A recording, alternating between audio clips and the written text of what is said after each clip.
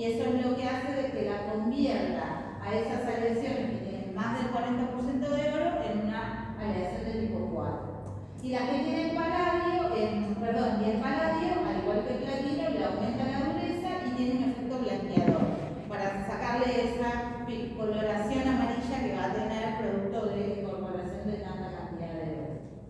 El iridio, el rutenio y el rodio se los incorpora en muy bajito porcentaje como refinador de grano. ¿Qué era el grano cristalino? ¿Qué se acuerdan de metales?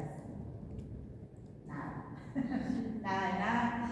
¿Se acuerdan que los metales en realidad tienen una estructura cristalina? Es decir, los átomos están ordenados en distintos tipos de celdas unitarias. ¿Sí? Si se acuerdan, cúbica cara centrada, cúbica cuerpo centrado, y que esa estructura se repetía a lo largo de lo que decíamos un grano cristalino. Y el metal va a tener muchos o pocos granos cristalinos, y cada grano cristalino está bordeado por una zona que se llama borde de grano. El cristal son los átomos ordenados y el borde de grano es una zona amorfa, donde esos átomos quedaron desordenados en el proceso de cristalización o de endurecimiento del metal. El iridio, el rutenio y el rodio lo que hacen son refinadores de grano, hace que esos granos cristalinos sean más chicos, ¿sí? Y lo que hace es un efecto endurecedor. ¿Por qué? Porque va a convertir a la aleación en una aleación menos dúctil y menos maleable. ¿Bien? Cuando se les incorpora estaño o indio, esta incorporación de estaño y de indio se utiliza sobre todo en los metales que van a ser utilizados para restauraciones metalocerámicas. Recién decíamos que puedo confeccionar una restauración de metal recubierta en cerámica, pero son dos materiales muy diferentes químicamente. Para lograr la adhesión de estas dos estructuras, necesito que yo preparo la estructura colada, la prueba ponga el odontólogo, vuelve al laboratorio y sobre eso cargo la cerámica por sinterizado, pero tengo que hacer que esa cerámica se una al metal de alguna manera. La forma en que se une la cerámica al metal es a través de la formación de óxidos en el metal cuando esa cerámica, esa estructura es llevada al horno. Entonces, yo necesito usar una aleación que tenga la capacidad de formar óxido para favorecer esta unión del metal y de la cerámica. Después pasamos, esos eran los de alto contenido en metales nobles. Después vamos a las que tienen bajo contenido en metales nobles, donde vemos que ya acá el oro pasa a 20%, el paladio 15%, empiezan a tener más incorporación de plata. ¿Sí? Entonces son aleaciones de base plata. Siempre decimos primero al metal que está en mayor proporción. Estas aleaciones, fíjense, pasan a ser de tipo 3 y 4, es decir, tenemos ciertas limitaciones, nunca lo vamos a usar para una base de una prótesis removible, pero sí lo podemos utilizar para restauraciones unitarias. ¿Bien? ¿Alguna duda de metales nobles? ¿Vamos bien? Okay. Los metales no nobles son aquellos metales que, para poder ser usados en la boca, tienen que tener la capacidad de pasivarse. Esta pasivación, como bien recordábamos hace un ratito, se la va a dar la incorporación de cromo, titanio, aluminio, que va a generar la formación de óxidos protectores, minimizando entonces el efecto de la corrosión. Ejemplos de aleaciones de bases no nobles: cobalto cromo y níquel cromo, las más utilizadas en la odontología. Fíjense que ya, ¿verdad?, estas aleaciones son de tipo 5, entonces son las que tienen más cantidad de módulo elástico, más cantidad de dureza. Si comparamos ahí, 340 de dureza y casi 200 gigapascal. Acá cambió bastante con respecto a las otras que habíamos visto. ¿Qué le aporta cada cosa a estas aleaciones? El cobalto, las de base de cobalto, se van a caracterizar entonces, este cobalto va a caracterizar a la aleación con aumentar la rigidez, aumentar la resistencia y aumentar la dureza de la aleación. Las que son de base níquel van a tener un inconveniente, como dice ahí que está en rojo, que es la hipersensibilidad. ¿Saben lo que es esto? ¿Qué significa? Sí. Que el níquel, la desventaja que tiene es que tiene posibilidad de que ocurra hipersensibilidad. ¿Alguien recuerda qué era esto? ¿Le puede generar eso al paciente? ¿Puede ser? ¿Le puede generar como una alergia? Alergia, exactamente. Es una respuesta con las alergias biológicas desfavorable, ¿sí?, que tenían que ver, ¿se acuerdan que había dos tipos de respuesta desfavorable, inmunológica o toxicológica? Esta sería inmunológica, es decir, por el simple contacto del metal con la mucosa del paciente puede generar una reacción de hipersensibilidad. Entonces, el odontólogo para eso tiene que hacer una correcta historia clínica donde detalle o indague en el paciente si es alérgico al níquel, si es alérgico al níquel. Estas aleaciones no se pueden utilizar porque tienen más del 60% de níquel en la composición. ¿Bien? El níquel va a tener ciertas características de ductilidad, por eso se lo va a combinar, por ejemplo, con molibdeno, que lo que le va a dar es un efecto endurecedor, y el cromo, en estas dos aleaciones, cobalto cromo, níquel cromo, va a tener el efecto de pasivación. ¿Sí?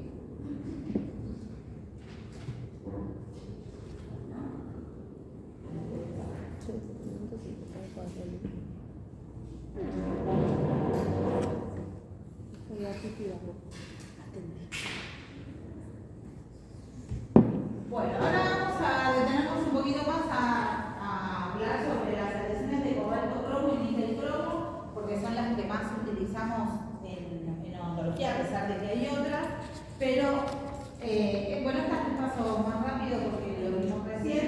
Las de cobalto cromo, dijimos que el cobalto entonces le da rigidez, resistencia y dureza, el cromo es la resistencia a la corrosión, ahí tienen más o menos los porcentajes un poquito más grandes para que lo vean. El molibdeno, como dijimos, va a tener el efecto endurecedor, es decir, va a regular el tamaño del grano. Recuerden que cuanto más chiquito era el grano, menos dúctil va a ser el metal, y le va a aportar entonces características de resistencia. Estas aleaciones de cobalto cromo también tienen carbono en su composición, que lo que hace este carbono va a formar carburos cuando se combina con el cromo, el silicio, molibdeno y el cobalto, se forman carburos y esto le va a dar un efecto endurecedor y un aumento de la resistencia, ¿sí? Entonces, por eso que estas aleaciones pasan a tener altas propiedades mecánicas.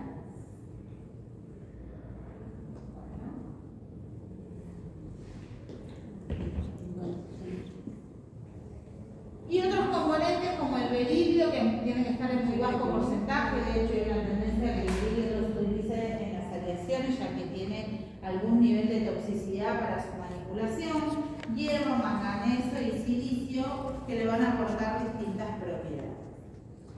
Entonces, con respecto a las propiedades físicas de esta aleación de cobalto cromo, tenemos que pensar en la temperatura de fusión. ¿Por qué es importante la temperatura de fusión? Porque ahora vamos a ver, cuando entremos un poquito más en detalle en los materiales de revestimiento para la técnica de colada, el revestimiento se va a elegir en función de la temperatura de fusión de la aleación. Estas son aleaciones que tienen más de 1000 grados centígrados, entonces nos van a condicionar el tipo de revestimiento que vamos a elegir. El mecanismo de fusión va a depender, digamos, ahora vamos a ver cómo se puede fundir el metal, pero por lo general no requiere de equipamiento especial, es bastante más sencillo que fundir titanio, por ejemplo, y como todos los metales, al solidificar o enfriarse, tienen contracción de solidificación. Y también hay que tener en cuenta la posibilidad de que las aleaciones, como estas de que estamos hablando, sufran creep. ¿Alguien recuerda lo que era el creep?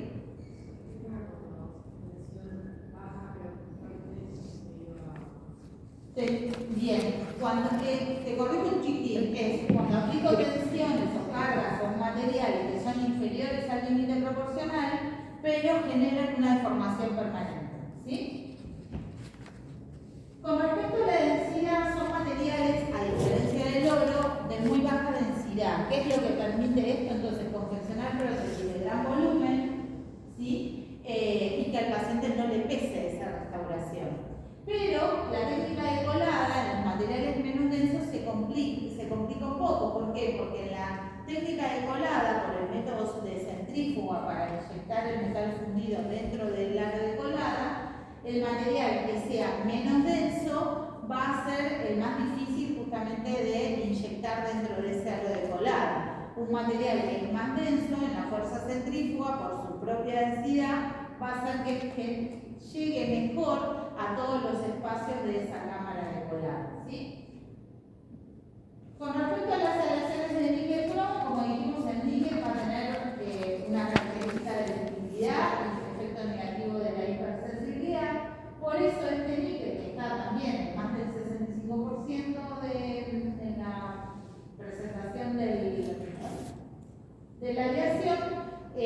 estar acompañado, como vimos, con otros metales que le van a dar esta propiedad de dureza o efecto endurecedor.